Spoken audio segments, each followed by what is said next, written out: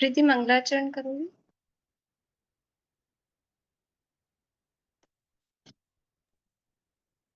अभी वो बाद वाला मुझे याद नहीं है।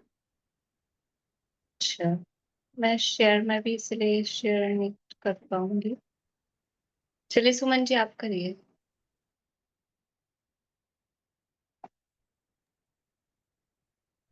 प्रणमीय शिरसा नेमिं गुणरयण विभूषणं महावीरम् सम्मत्तरयण निलयं पयडी समुक्कित्तनं वोच्छम् परम भय सब खंडिके करम कांड समुदाय सहज अखंडित ज्ञानमय जयवंते जिन राय विघ्न हरण मंगल करण नमो सिद्ध सुखकार नेमि चंद जिन जगतपति साधु वचन गुणधार।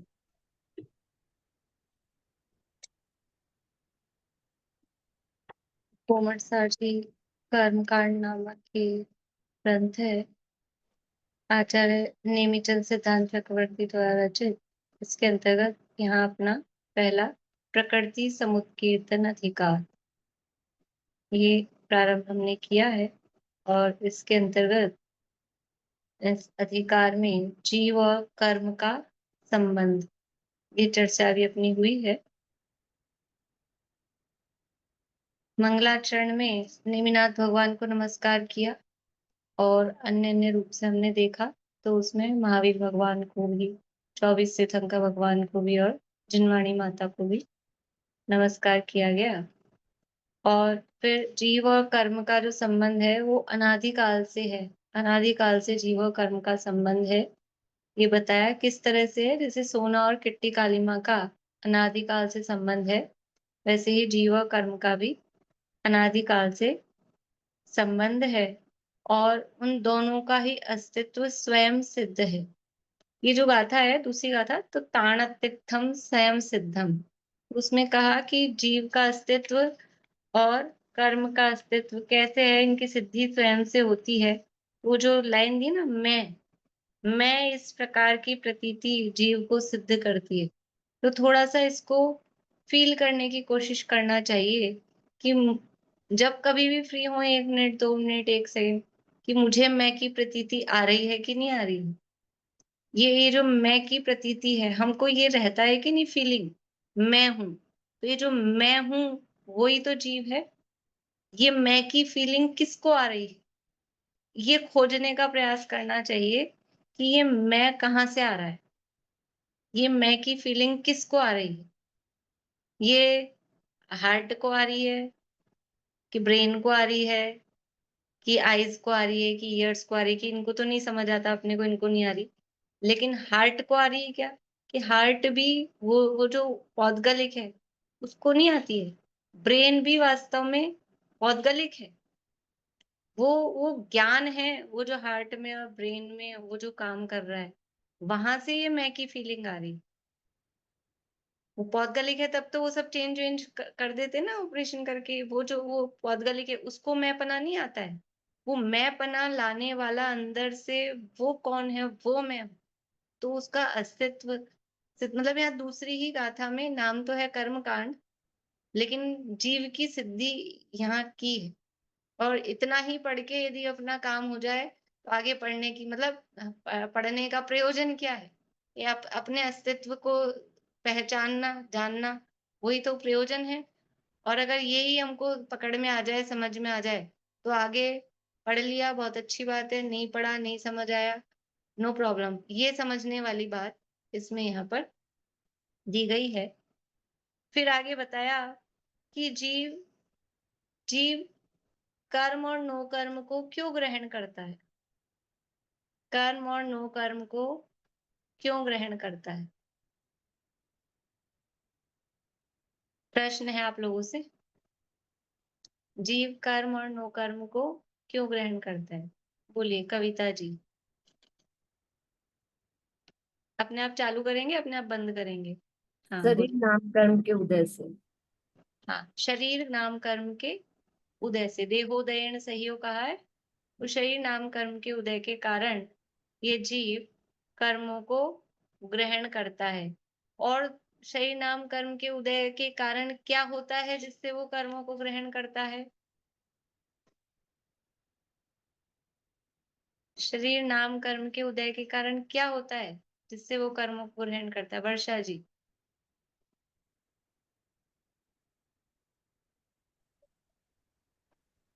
तो कर्मों को सर्वांग से मतलब पूरा सब प्रति समय वो ग्रहण करता है।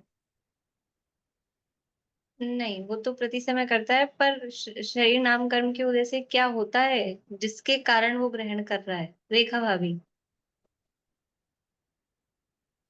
आत्म प्रदेशों में कंपन होता है ना, उस वजह से। आत्म प्रदेशों में परिस्पंदन, जिसे योग कहते हैं, वो योग होता है, उसके कारण जीव कर्म और नो कर्म को ग्रहण करता है। कितने कर्म और नो कर्म को प्रति समय ग्रहण करता है? प्रति समय कितने कर्म नो कर्म को जीव ग्रहण करता है? सरिता जी।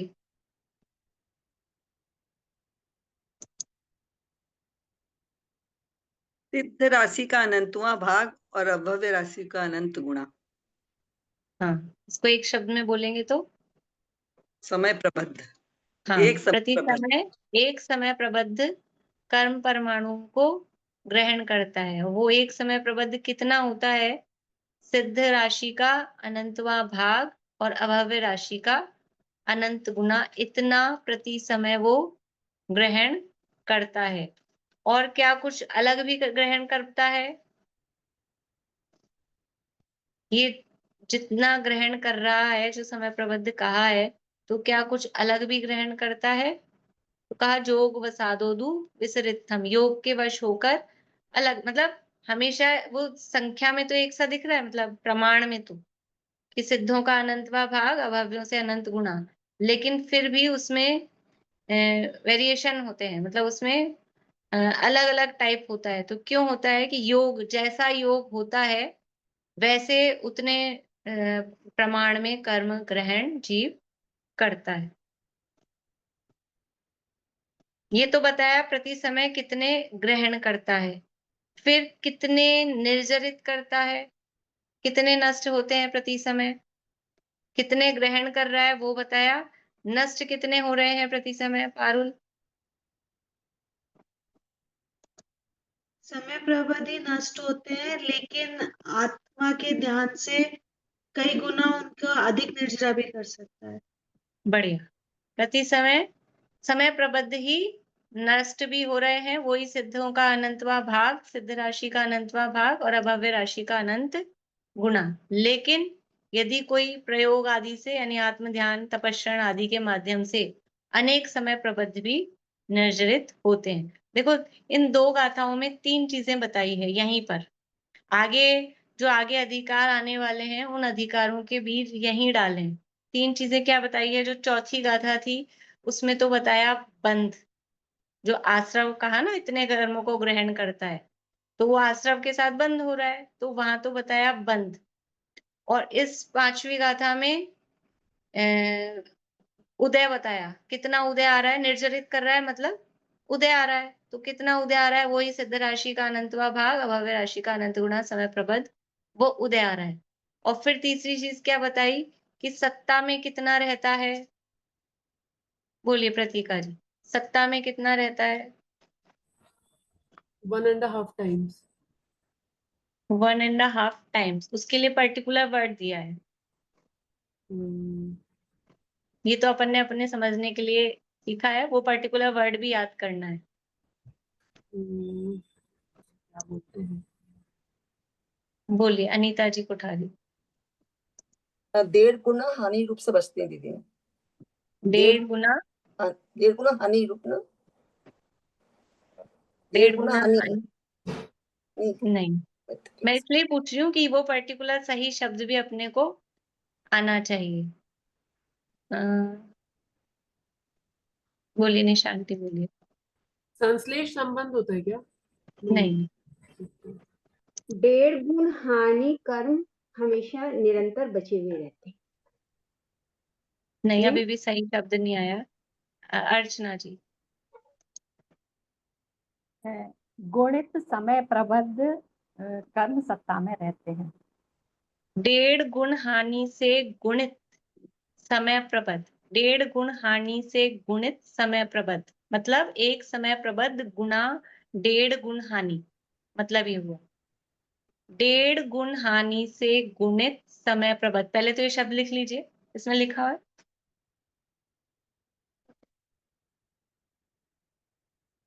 इसमें वो शब्द ऐसा नहीं लिखा है, लेकिन उसको लिख लीजिए। डेढ़ गुण हानि से गुणित समय प्रबद्ध।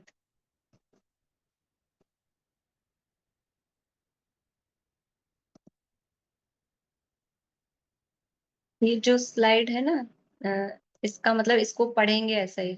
ये जो पेज नंबर 7 पे लास्ट लास्ट स्लाइड है, 7 नंबर पेज पे सबसे नीचे वाली जो स्लाइड है,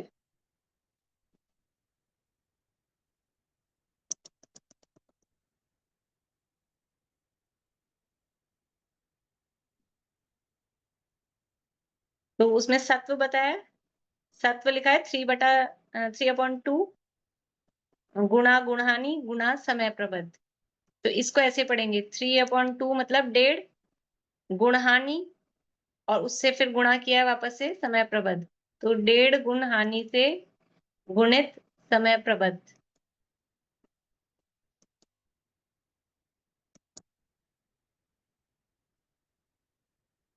ये मिली स्लाइड 7 नंबर पेज पे नीचे। तो इसको क्या बोलेंगे? डेढ़ गुण हानि से गुणित समय प्रबद्ध प्रमाण ये सत्ता में रहता है। ठीक है, डेढ़ गुण हानि से गुणित मतलब डेढ़ गुण हानि गुणा समय प्रबद्ध। डेढ़ गुना गुण हानि मतलब गुण हानि अलग चीज है, 1.5 डेढ़ वो अलग है, और समय प्रबद्ध अलग है। एक समय प्रबद्ध तो उतना ही है, सिद्धों का अनंतवा भाग, सिद्ध राशि का अनंतवा भाग और अभव्य राशि का अनंत गुणा, वो समय प्रबद्ध। गुण हानि वो आगे बाद में बताएंगे, वो गुण हानि और उसका 1.5, तो ये सब आपस में इनको गुणा करेंगे, इतना वो सत्ता में रहता है।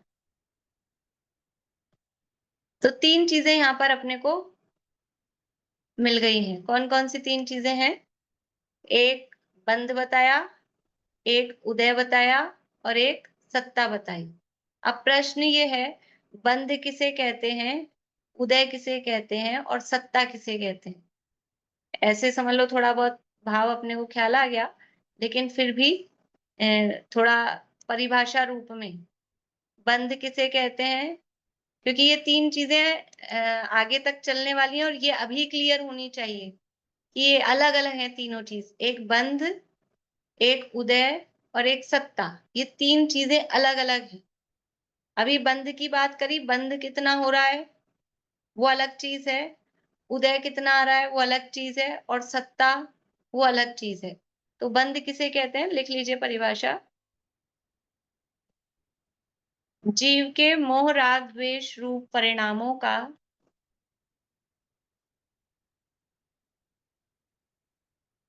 जीव के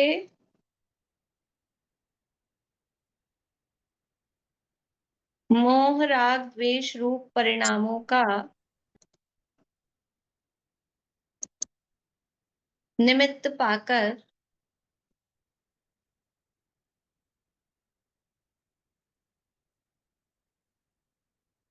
कार्मण वर्गणाओं का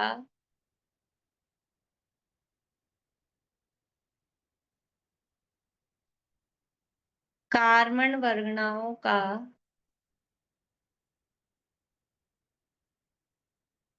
आत्म प्रदेशों के साथ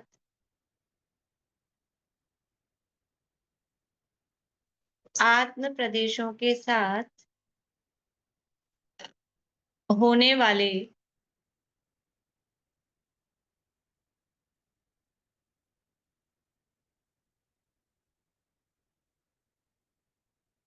होने वाले विशिष्ट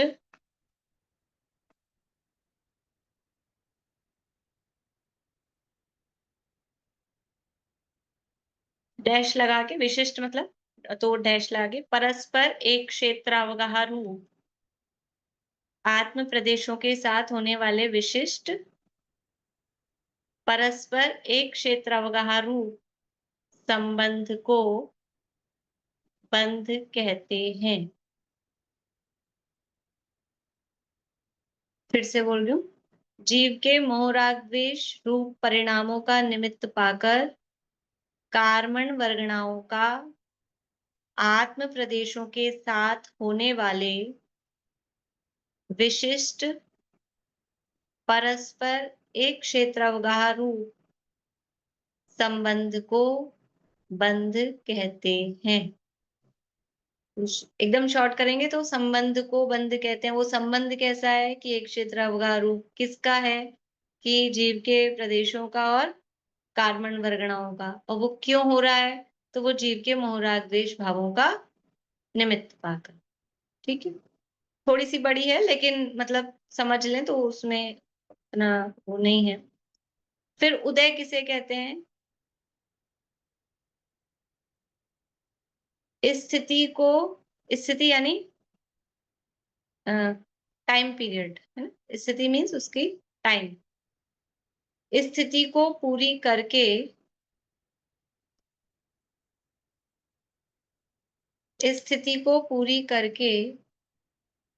कर्म के फल देने को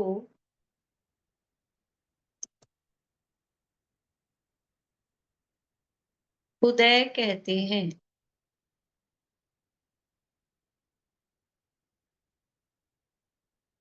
स्थिति को पूरी करके कर्म के फल देने को उदय कहते हैं।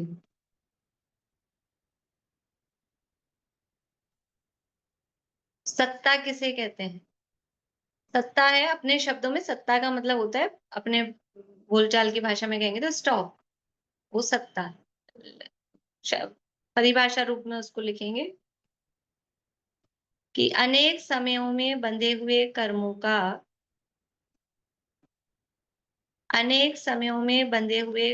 का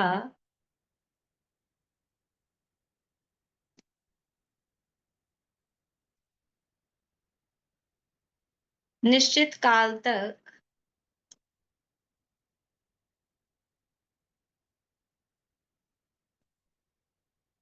जीव के प्रदेशों के साथ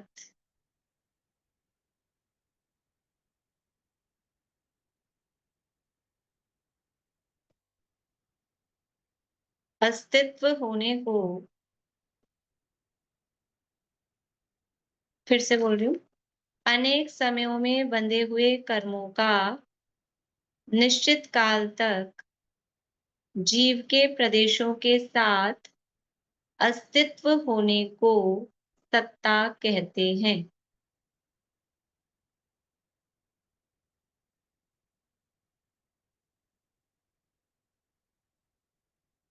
यानी एक निश्चित समय तक वो कर्म जीव के साथ में बने रहेंगे, तो जब तक वो बने रहेंगे तब तक वो सत्ता कहलाएगी। तो सत्ता में कितने कर्म है उसका प्रमाण बताया, उदय में कितने कर्म आ रहे हैं उसका प्रमाण बताया, और कितने कर्म बंध रहे हैं उसका प्रमाण बताया। अभी इन्हीं का विशेष खुलासा किसी अधिकार का नाम है? किसी अधिकार का नाम है क्या ये जिसमें ये बातें आ रही हूं? अधिकारों के नाम याद किए ना आप लोगों ने? उंगली से बता सकते हैं कौन से नंबर का अधिकार है अगर है तो?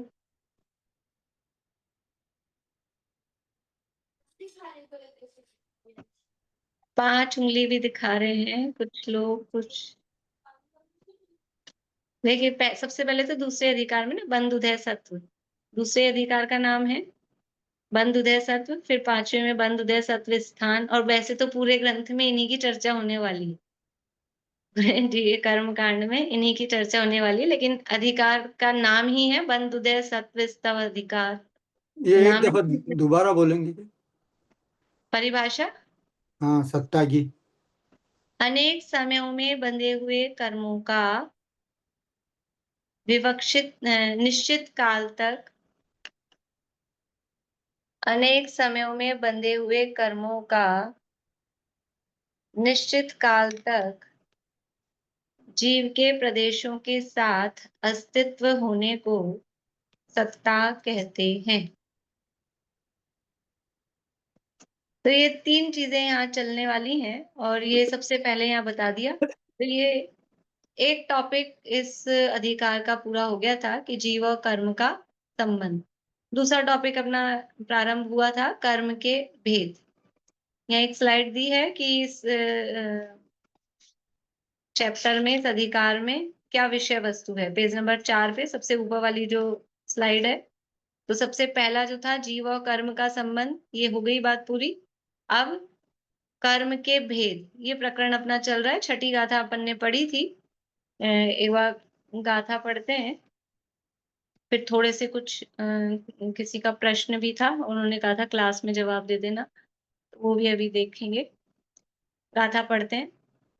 कमत्तणेन एकं दव्वं भावोत्तिहोदिदुविहं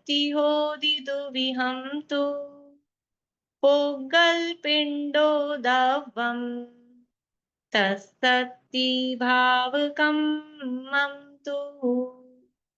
कम्मत्तणेन, कर्म पने की अपेक्षा, कर्मत्व पने की अपेक्षा से कर्म एक प्रकार का होता है और द्रव्य और भाव के भेद से कर्म दुविहम 2 प्रकार का होता है।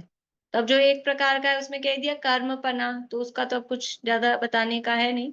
अब द्रव्य और भाव के भेद से जो 2 प्रकार का है, तो द्रव्य कर्म क्या है और भाव कर्म क्या है, वो अगली लाइन में कहा कि पुद्गल पिंडो दव्वम, जो पुद्गल द्रव्य है, ज्ञाना वर्णादि कर्म रूप जो पुद्गल पिंड है, जो कार्मण वर्गणा कर्म रूप परिणमित हो रही है, वो है पुद्गल पिंड। वो तो है द्रव्य कर्म। और तस सत्ती, तस यानी उसकी, यानी किसकी, कि वो जो याना वर्णादि कर्म पुद्गल पिंड है, उसकी शक्ति, शक्ति क्या है, उसकी फल देने की शक्ति, वो भाव कम्मम, वो भाव कर्म कहलाती है। पुद्गल पिंड को द्रव्य कर्म कहते हैं और उस पिंड में रहने वाली फल देने की शक्ति को भाव कर्म कहते हैं। इस तरह से ये कर्म 2 प्रकार के हैं। अब ये प्रश्न क्या था, अर्चना जी आप बोल के बताएंगे, मैं यहाँ मोबाइल से हाँ चला हाँ, रखी नहीं हूँ। नहीं, मैं बताती हूँ। प्रश्न ये था, क्रोध नामक भाव कर्म से जीव में क्रोध की पर्याय होगी और उसी समय क्रोध रूप परिणमित जीव नहीं करे, समता रखे, तो उस कर्म का फलदान शक्ति का फल किस में आएगा? उस समय जीव के कौन से कर्म का उदय होगा? देखिए, एक तो नियम है। क्या नियम है? कि कोई भी कर्म नष्ट होगा तो कर्म के आने का द्वार आश्रव है, आश्रव के माध्यम से कर्म आता है, बनता है। और कर्म के जाने का द्वार निर्जरा है, मतलब निर्जरा मतलब उदय में आना। ये जो अभी उदय बताया ना, कर्म उदय में आकर ही निर्जरित होता है, ये नियम है। पहला कर्णानि योग का ये नियम है कि वो आश्रव के माध्यम से कर्म आया है, बंधा है, और उदय में आकर ही वो नष्ट होगा।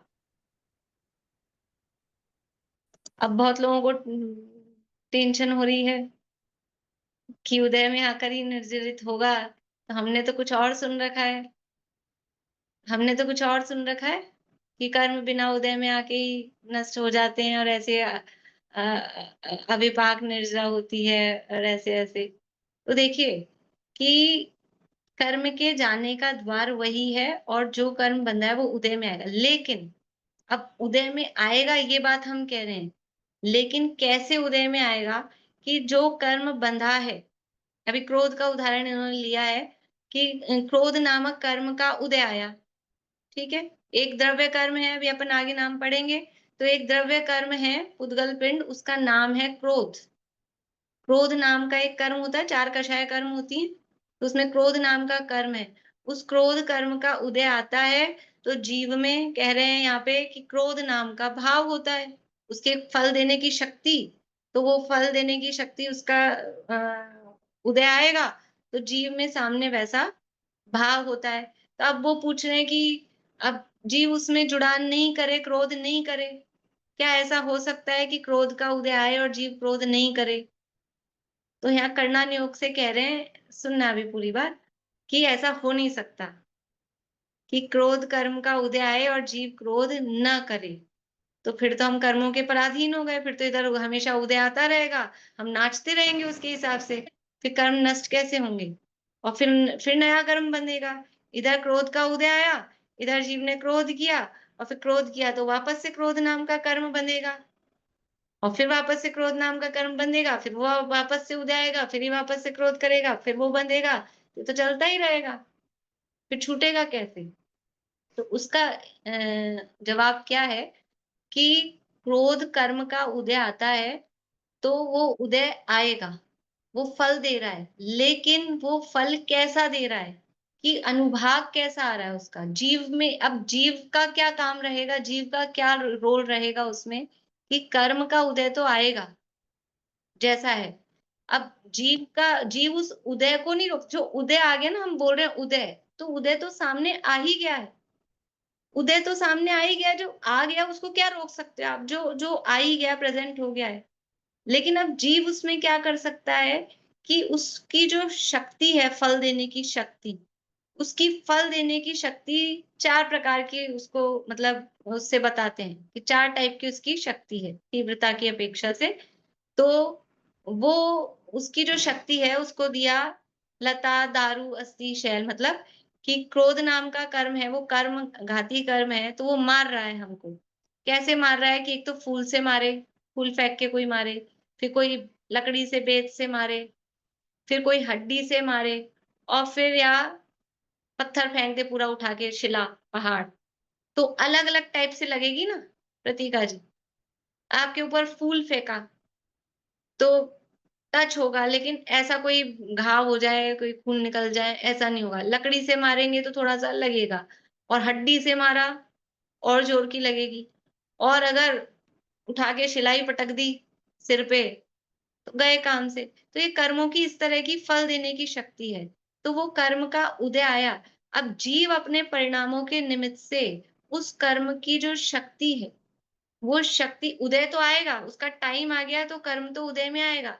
लेकिन उस शक्ति को इतना माइल्ड कर देता है, इतना माइल्ड कर देता है कि वो फूल भी बस वो जैसे पत्ती गिरी हो ऊपर, इस तरह का भी वो हो जाता है।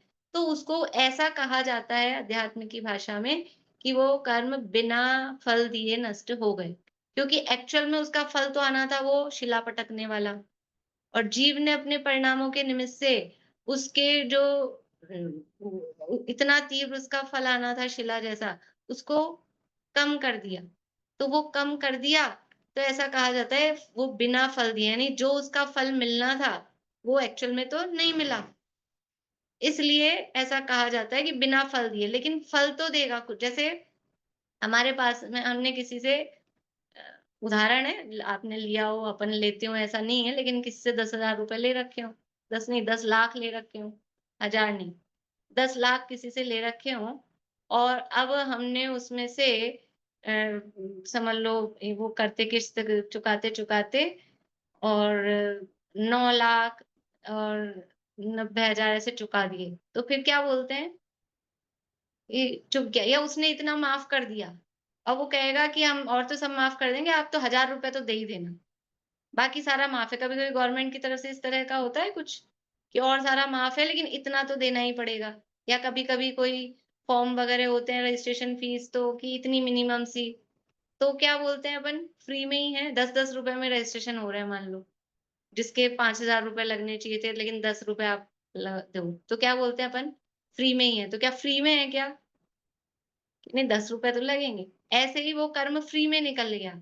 तो फ्री में निकल गया का मतलब क्या है? बिना फल दिए निकल गया मतलब फ्री में निकल गया, कि इतना माइनर उसका फल आया कि हम कहेंगे वो बिना फल दिए चला गया। ठीक है? तो प्रश्न एक बार पढ़िए फिर से। मैं मेरा भी एक क्वेश्चन है।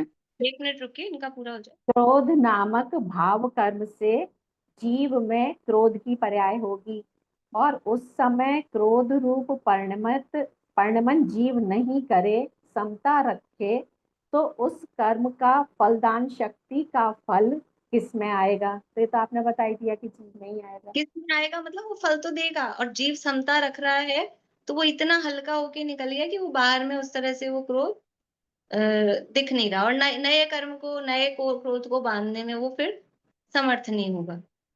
फिर इतना और है मैम, उस समय जीव के कौन से कर्म का उदय होगा? उदय तो क्रोध का ही है, मतलब अब वो तो खुद के पकड़ में नहीं आए, वो तो विशेष ज्ञानियों के मतलब अवधि ज्ञान में अथवा केवल ज्ञान में समझ में आए, लेकिन उदय तो वो है। ठीक है, हाँ बोलिए मैं दीदी जी। मैं बोल रही हूँ कि हमने मतलब यही समझा अभी तक कि जो भाव होते हैं मोह राग द्वेष के, उसके परिणामों से जो कार्मण वर्गणाएं कर्म रूप परिवर्तित होते हैं। जो द्रव्य कर्म बाद में आते हैं, पहले भाव बनते हैं, तब द्रव्य जो द्रव्य होता है, जो बाद में कार्मण वर्गणाएं, वो फिर कर्म रूप परिवर्तित होती है। और यहाँ पे उल्टा बताया है। नहीं नहीं, ऐसा नहीं है। एक्चुअल में जवाब क्या है कि इनका अनादि परंपरा है। तो अनादि में पहले भाव हुए, फिर कर्म बंधे, और पहले कर्म बंधे और फिर भाव हुए, ये होता ही नहीं। पहले वृक्ष है कि बीज है, आप बताओ क्या है? पहले अनादि है, वृक्ष है कि पता पहले नहीं। अनादि है ना?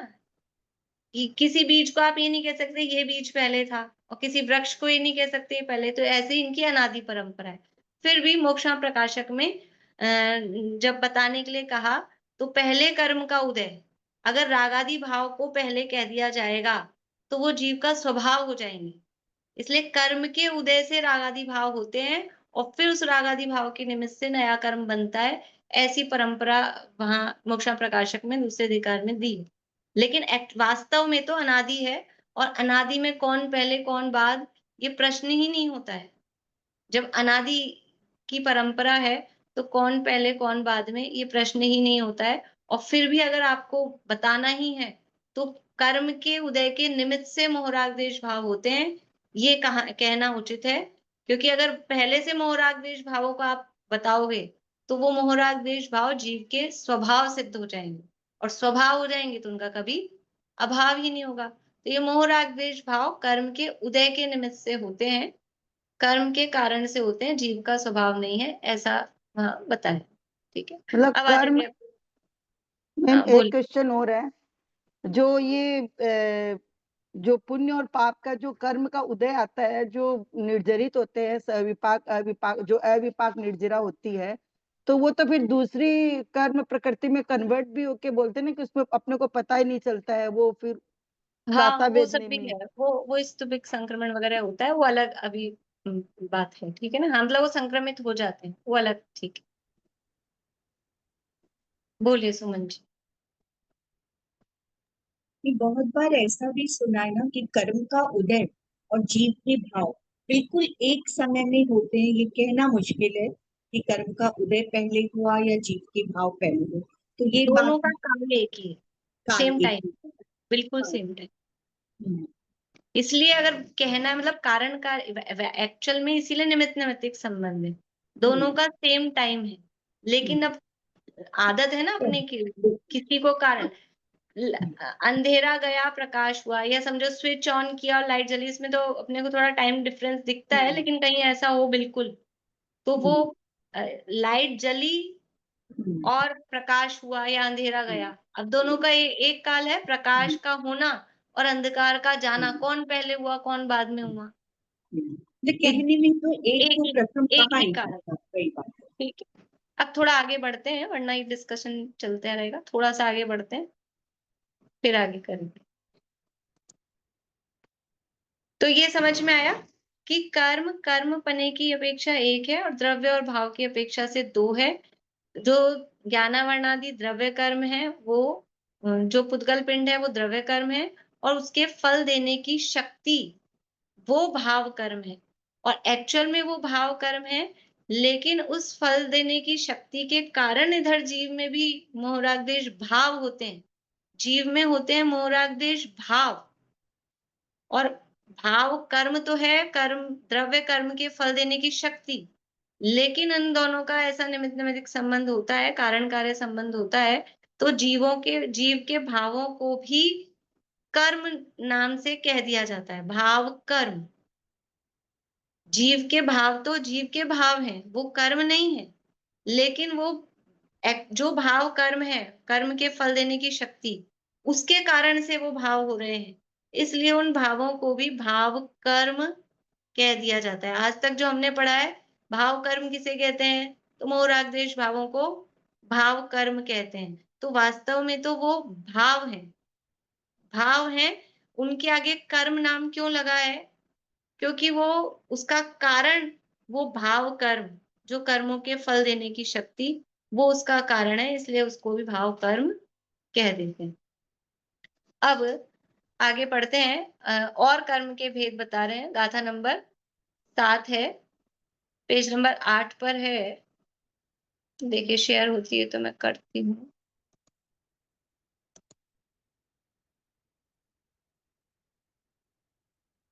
प्रीति बोलना पीछे का था।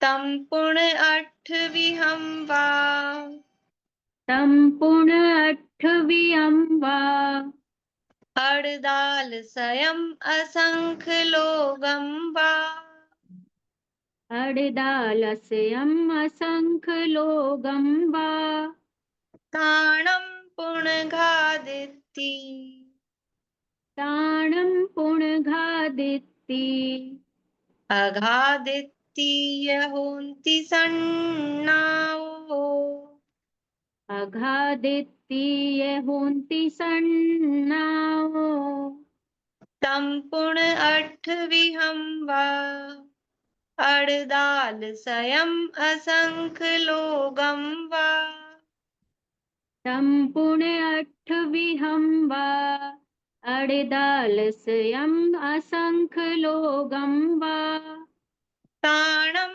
पुणगादिति, अघादिति यहोन्ति सन्नाओ, ताणं पुणघादिति अघादिति यहोन्ति सन्नाओ तम यानी वह यानी कर्म की चर्चा चल रही है, तो वह, पुण्य यानी पुनः, और करके भी दो बता दिए, एक होता है, दो होता है, और वह अठ विहम, अठ यानी 8, विहम यानी विध यानी प्रकार, और वह 8 प्रकार का होता है। वा यानी और अथवा, अड़ दाल संयम, अड़ यानी 8, दाल यानी, दाल का क्या अर्थ होता है? लेडीज से दाल का अर्थ पूछ रहे हैं, दाल का क्या अर्थ होता है? दाल का अर्थ याद कर लीजिए, यहाँ बहुत बार आएगा आगे अपने। दाल यानी 40, ये प्राकृत की गिनती है, कभी कहीं मिलेगी लिखी हुई इकट्ठी तो मैं सेंड करूंगी या फिर बताऊंगी। दाल यानी होता है 40, अड़ यानी 8, और संयम यानी 100। 100, 40 और 8 कितने हो गए? 148। यानी ऐसा, इसलिए अंका नाम वाम तो गति है ना, तो 100 का 1 इधर लिखो, फिर 40 का 4 और फिर 8 का 8, तो 148 समझ लो। मतलब 100, 40 और 8, तो ये सब मिलके प्लस हो जाएंगे, तो 148। असंख्य लोगम, असंख्यात लोग, वा यानी अथवा, देखो वह, पुनः वह 8 प्रकार का होता है, अथवा 148, अथवा असंख्यात लोग, असंख्य लोगम यानी असंख्यात लोग, प्रकार विहम से लगा लेना आगे, असंख्यात लोग प्रकार का होता है। ताणम यानी उनके, पुण्य यानी पुनः, फिर से घादिति, अघादिति, घाती और अघाती, होंती यानी होती है, संज्ञाओं यानी संज्ञाएं, उनकी घाती और अघाती इस प्रकार की भी संज्ञा यानी नाम, संज्ञा नाम को बोलते हैं, ऐसी संज्ञा यानी ऐसे नाम भी उनके होते हैं। किन के होते हैं? तो वो जो सबसे पहले 8वीं हम कहा था, उस 8 प्रकार के, उन 8 प्रकार के कर्मों की घाती और अघाती ऐसी संज्ञा या ऐसे नाम भी होते हैं। अन्वयार्थ पढ़ लेते हैं। पुनः वह सामान्य कर्म, जो कम्मत तनय एकम कहा था ना, तो वह सामान्य कर्म 8वीं हम 8 प्रकार का है, अथवा 148 प्रकार है, अथवा असंख्यात लोक प्रकार है। उन 8 प्रकार आदि कर्मों की घाती और अघाती इस प्रकार संज्ञाएं होती हैं। गाथा बोलते हैं। अर्चना जी आप बोलिएगा पीछे। तम पुण अठविहं वारिदालितयम् असंख लोगं वा तम पुणे अठविहंबा अडदाल स्वयं असंख्य लोगंबा ताणं पुनगादिति अगादिति होन्ति सन्ना हो। ताणं पुणघादिति अघादिति यहोन्ति सन्नाओ। देखिए, तो वो सामान्य से जो कर्म है वो 8 प्रकार का, जो हम सबको मालूम है, सबने पढ़ रखे हैं, आगे आएंगे नाम। 8 प्रकार का कर्म होता है। किस किस को याद नहीं है 8 कर्मों के नाम? सबको याद है बराबर? अनीता आंटी को याद नहीं है 8 कर्मों के नाम? याद नहीं है पूछ रही हूं मैं। हाथ खड़ा करना है। देखिए, सबको याद है। तो कर्मों के जो भेद हैं 8 प्रकार के हैं, और फिर उनके और भेदों की अपेक्षा से देखेंगे तो 148 हैं, और फिर और भेद करें तो असंख्यात लोग। देखो 8 में तो किसी को दिक्कत नहीं है, सबको याद है ज्ञाना वर्णादि 8 कर्म, आगे नाम आने वाले गाथा में। उसके बाद में 148 उन 8 ही के, ज्ञाना वर्ण के 5, दशना वर्ण के 9, ऐसे करके उनके 148 होते हैं। अब असंख्यात लोग क्या चीज होती है? असंख्यात लोग क्या चीज होती है? देखिए, एक तो शब्द आया था, मैं बिल्कुल जो बिल्कुल ही बेसिक से आए हैं उनके हिसाब से भी थोड़ा, एक तो पुद्गल शब्द आया था, है ना, पुग्गल पिंडो, पीछे वाली गाथा में। पुद्गल का क्या मतलब है? पुद्गल किसे कहते हैं? बोलचाल की भाषा में आ जाए अपने को वो अलग बात है, लेकिन पुद्गल कहते किसे हैं वो आना चाहिए। नीतू भाभी बोलेंगे आप? आपको आता है वो मुझे पता है, आप मतलब पर बोलेंगे या नहीं ऐसा कुछ नहीं।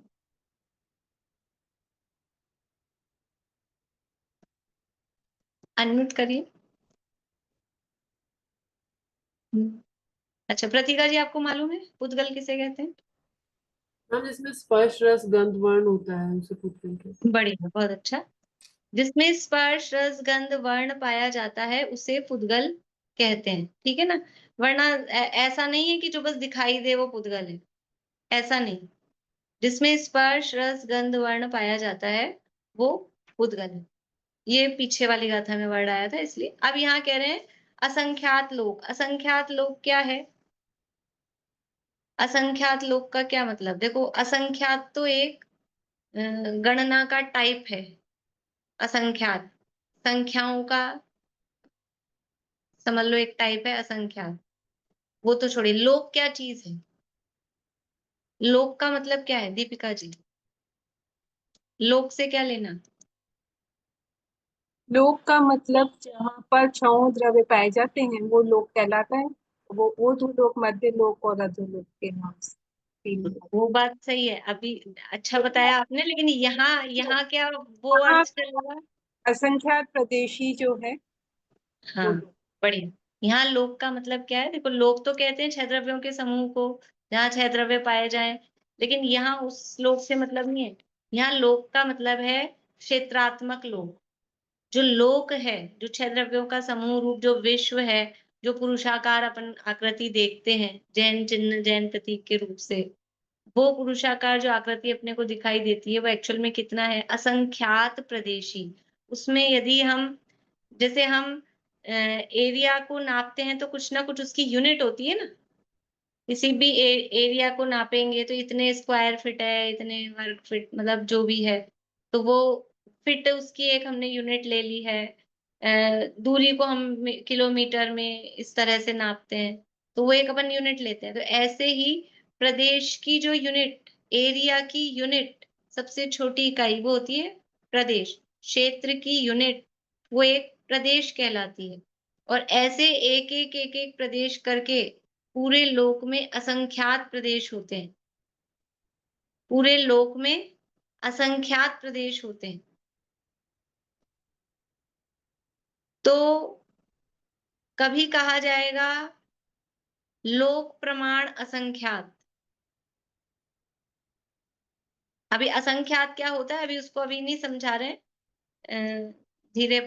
आगे बाद में देखेंगे। असंख्यात समझ लेना बहुत बड़ी संख्या है। संख्या जहाँ खत्म हो जाती हैं सारी संख्याएं, जहाँ खत्म हो जाती हैं उसके बाद जो स्टार्ट होता है उसको बोलते हैं असंख्यात। और वैसे बताया जाए असंख्यात तो जो अपने मतिश्रुत ज्ञान में नहीं जाना जा सके वो कहलाता है असंख्यात। जो मतिश्रुत ज्ञान में नहीं जाना जा सके वो संख्या होती है असंख्यात। ठीक। तो एक शब्द होता है लोक प्रमाण असंख्यात और यहाँ दिया है असंख्यात लोक। दोनों एक ही हैं, ये दोनों एक नहीं है। जब कहा जाए लोक प्रमाण असंख्यात तो इसका मतलब है कि लोकाकाश में जितने प्रदेश हैं कितने हैं असंख्यात। तो कितने असंख्यात, जैसे अभी कहा ना हमने वो समय प्रबद्ध आता है, समय प्रबद्ध आता है ये हमने कहा। तो कितना समय प्रबद्ध आता है कि सिद्ध राशि का अनंतवा भाग या अभव्य राशि का अनंत गुना। तो हमने उसका एक क्राइटेरिया बताया है ना। समय प्रबद्ध तो एक वर्ड हुआ अपने लिए, एक राशि का प्रमाण हुआ, लेकिन उसमें कितना आ रहा है उसके लिए अपन ने सिद्ध राशि का अनंतवा भाग ऐसा कहा। तो ऐसे ही असंख्यात ये एक अपने लिए राशि हुई, ये असंख्यात प्रदेश हैं। लेकिन कितने असंख्यात कि जितने लोकाकाश में प्रदेश हैं उतने असंख्यात, तो वो कहलाता है लोक प्रमाण असंख्यात। एक जीव में, हर जीव में कितने प्रदेश होते हैं, हर आत्मा में, हर जीव में कितने प्रदेश होते हैं, लोक प्रमाण असंख्यात।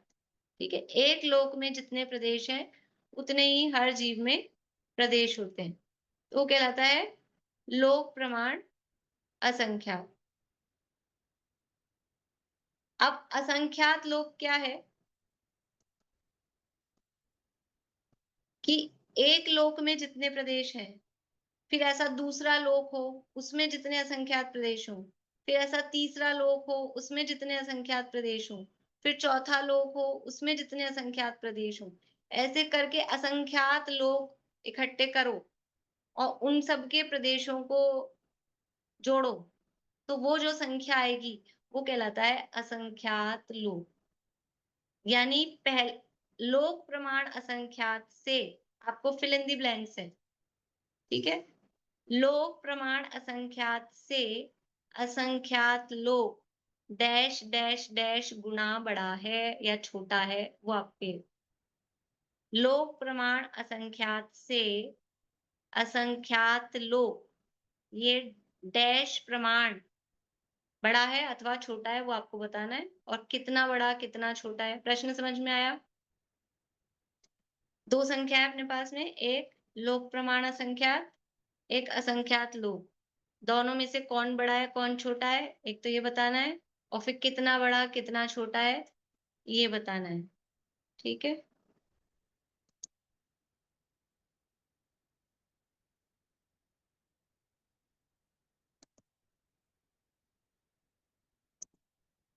अलका जी गांधी। लोक प्रमाण असंख्यात से असंख्यात लोक प्रमाण बड़ा है, बड़ा क्योंकि है, उसमें कितना बड़ा है, असंख्यात लोग आ जाते हैं, मतलब असंख्यात प्रमाण बड़ा हो जाएगा वो भी। असंख्यात गुना बड़ा है। हाँ, ठीक है ना, बढ़िया। क्योंकि लोक प्रमाण असंख्यात में एक लोक को अपन ने लिया और इसमें अपन ने कितने लोक रखे, असंख्यात लोक रखे, तो ये असंख्यात गुना बड़ा है। अब यहाँ कर्म कितने प्रकार के बता रहे हैं, असंख्यात लोक प्रमाण कर्म। अभी तक हमने क्या पढ़ा है, पहले तो क्या किया, कर्म एक ही है, हम खुश हो गए चलो ज्यादा नहीं पढ़ना पड़ेगा। फिर 2 बताए, फिर 8 बताए, फिर 148। अब क्या कह रहे हैं, असंख्यात लोक प्रमाण प्रकार के कर्म होते हैं। आप तो ये बता दो आप हमें कितने पढ़ाओगे और कितने याद कराओगे। ये असंख्यात लोक प्रमाण ना हम पढ़ा सकते हैं, क्योंकि अभी हमने असंख्यात की परिभाषा बताई ना आपको। असंख्यात किसे कहते हैं कि जो मतिशुद्ध ज्ञान में नहीं जाना जा सके। लेकिन जितने जीव के समझ लो भावों के प्रकार हैं, जितने कषायों के प्रकार हैं, उतने प्रकार के वो कर्म बन जाते हैं। तो असंख्यात लोक प्रकार के भी कर्म होते हैं। अब अपन कितने पढ़ेंगे और आपको कितने याद करने हैं? तो अपन मध्यम वाला याद करेंगे। मध्यम वाला कितना? 148। सबको याद करने इस अधिकार के एंड तक सबको 148 कर्म प्रकृतियों के नाम याद होने चाहिए। तब तो आगे बढ़ पाएंगे, नहीं तो नाम कट जाएगा रजिस्टर में से। साथ नहीं चल पाएंगे अगर कर्म की प्रकृतियों के नाम याद नहीं होंगे, तो आगे साथ नहीं चल पाएंगे। कुछ चीजें याद रहेगी तो ही आगे साथ कर पाएंगे। ठीक है, हो जाएंगे, चिंता वाली बात नहीं है, बहुत सरल है, कुछ कुछ दिक्कत नहीं है। और सब साथ करेंगे, साथ में सब काम हो जाता है, साथ में सारे कठिन काम भी सरल हो जाते हैं, तो वो सब हो जाएंगे। इस तरह से ये कर्म के भेद अपन ने देखे। अब देखिए अगली गाथा और पढ़ लेते हैं, इसमें नाम बता रहे हैं। गाथा नंबर 8।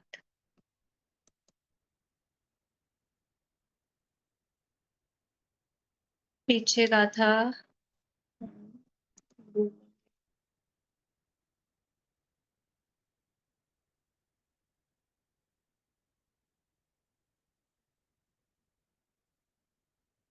बोलिए, रेखा अभी आप बोलिएगा गाथा। नाणस्तदंसनस्तय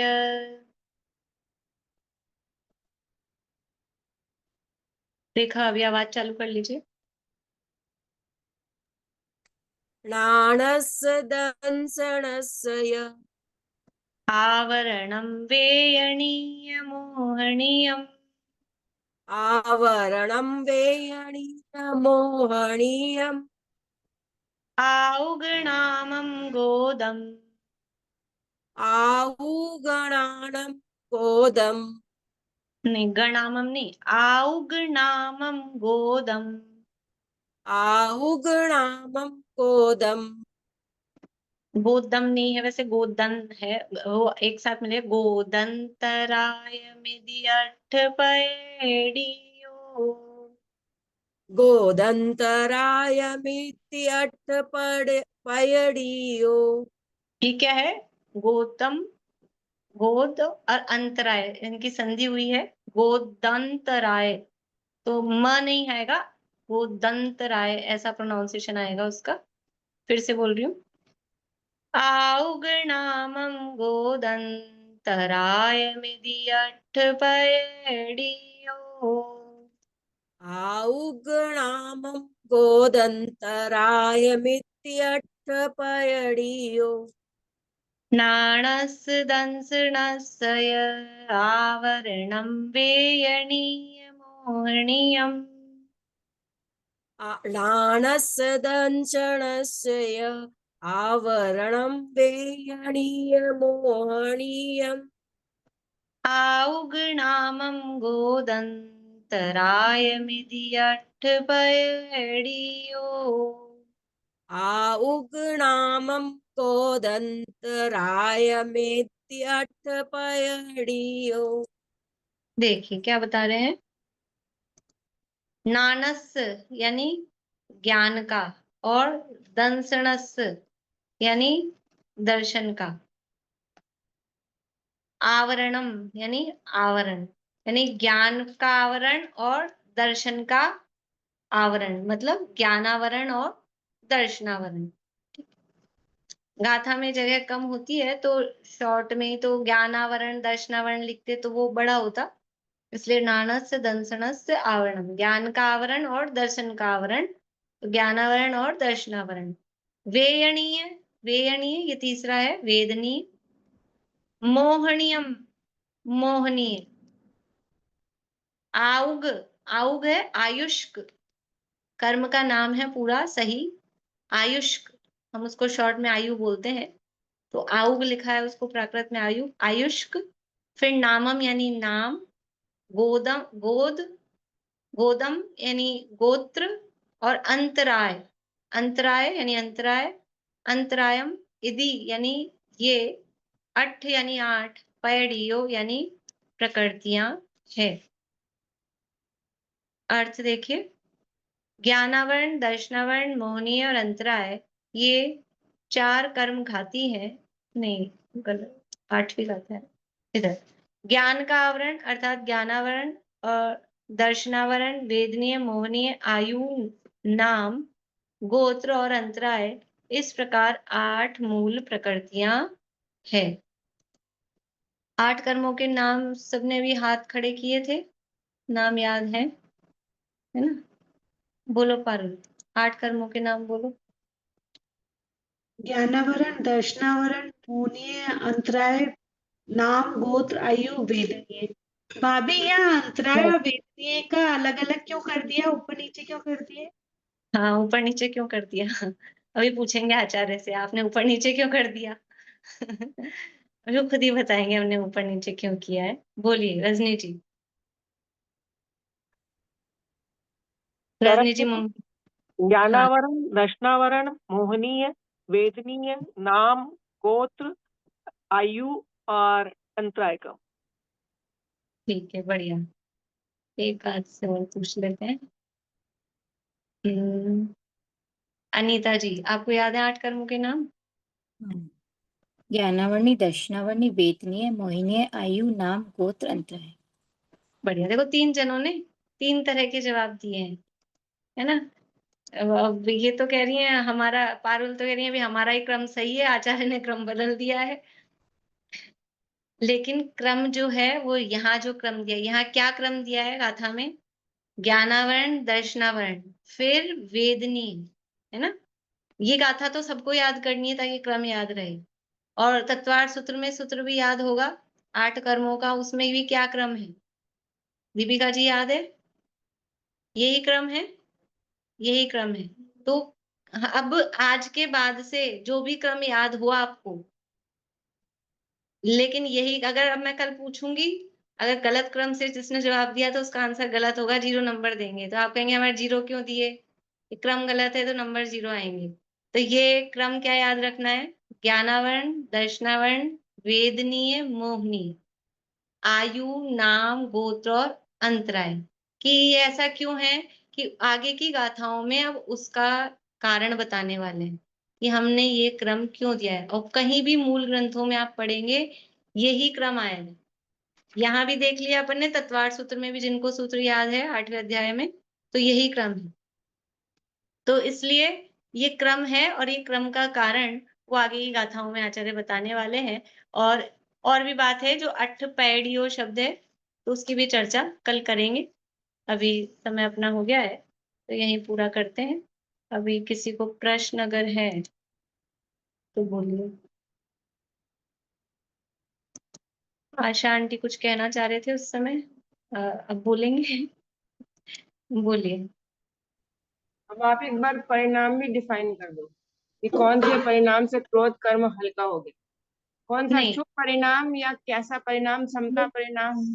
ऐसे परिणाम डिफाइन मतलब ये तो पर्टिकुलर परिणाम डिफाइन नहीं कर सकते। अभी आगे अपन ये भी पढ़ेंगे। ये तो आप हल्का होने के लिए पूछ रहे हैं। आप कोई ऐसा ना पूछे कि हल्का ही ये होएगा। परिणाम बता दो, ये ऐसे परिणाम से ये कर्म बनता है, इतनी स्थिति बनती है, ऐसा अनुभाग बनता है, ऐसा कुछ भी नहीं है। एक ही प्रकार के परिणाम से अनेकों प्रकार के स्थितियां और अनेकों प्रकार के अनुभाग बनते हैं। और एक ही स्थिति और अनुभाग को बांधने के लिए अनेक प्रकार के परिणाम होते हैं। इसलिए ऐसा पर्टिकुलर नहीं बता सकते, लेकिन फिर भी जीव का स्वभाव सन्मुख जो परिणाम है उसके माध्यम से ही ये सारे काम होते हैं। अगर ये कर्मों का इतना अनुभाग है और यदि जीव कषायों में है तो अनुभाग बढ़ेगा ही। वो भी आगे कारण अब बताएंगे कि कैसे अनुभाग बढ़ रहा है, स्थिति बढ़ रही है, किन कारणों से। तो ये सामान्य से समझ में आता है।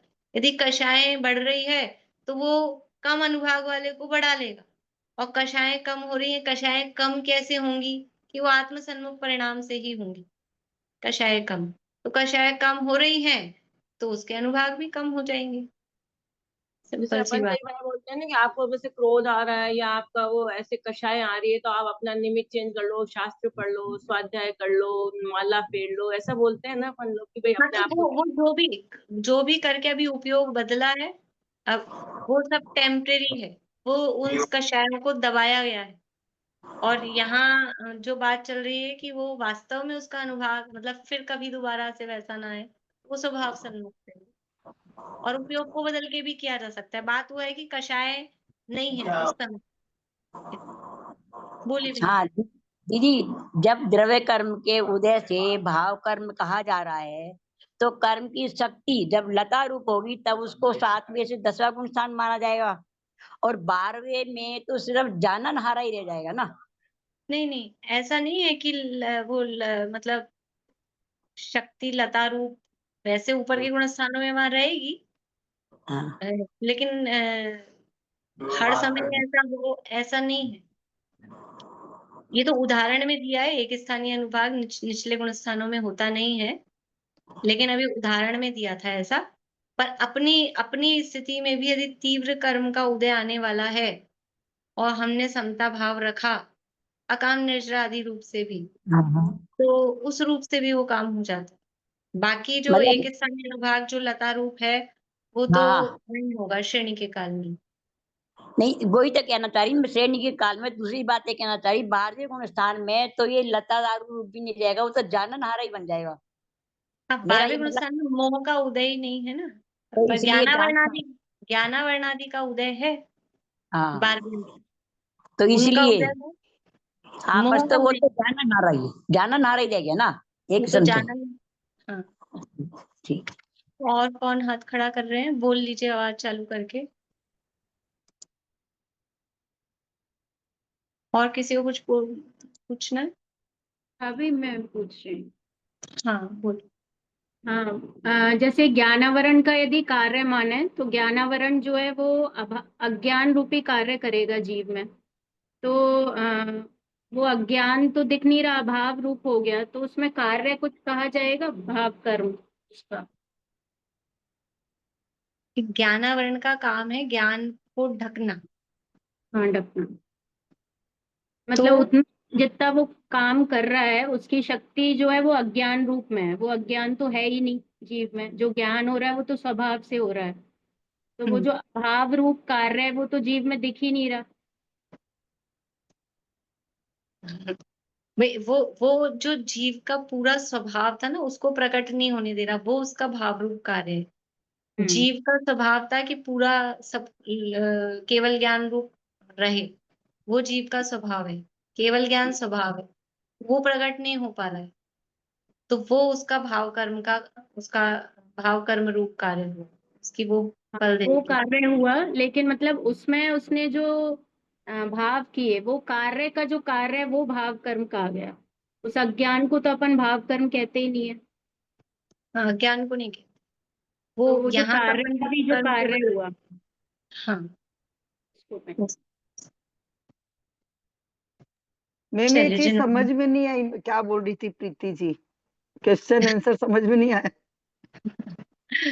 कोई बात नहीं, कल करेंगे, समय बहुत हो गया। पूर्णिमा आंटी बोलिए जिनवाणी से।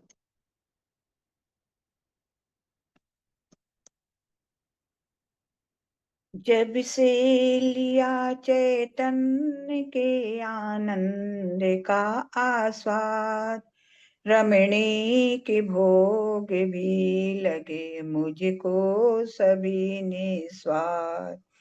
ध्रुव धाम की ही ओर दौड़े परिणति मेरी, निर्ग्रंथिता की भावना अब हो सफल मेरी।